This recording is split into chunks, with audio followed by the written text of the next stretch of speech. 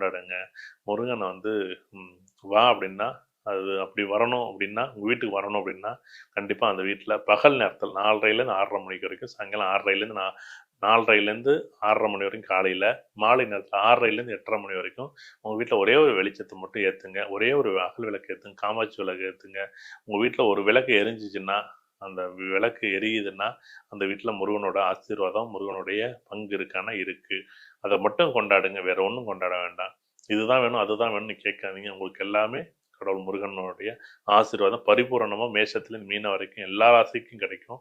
கண்டிப்பாக நீங்கள் வந்து திருச்செந்தூர் தான் போகணும், இல்லை பழனி தான் போகணும், முடிஞ்சவங்க போங்க. திருப்பரங்குன்றம் தான் போகணும், திருத்தணி தான் போகணும், சுவாமிமலை தான் போகணும், பழமுதிர்ச்சோலை தான் போகணும், இல்லை எட்டுக்குடி தான் போகணும், இல்லை வந்து எண்கண் தான் போகணும், சிக்கல் சிங்கார வேலன் தான் போகணும். என்னுடைய வாழ்க்கையில் சிக்கலாகவே இருக்குது. நீ சிக்கல் சிங்கார வேலன் போகலாம், கொண்டாடுங்க.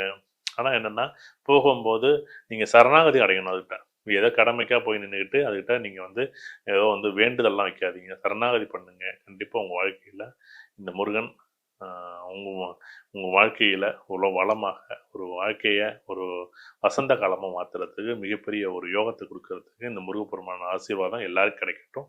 ரொம்ப சந்தோஷம். நன்றி, வணக்கம்.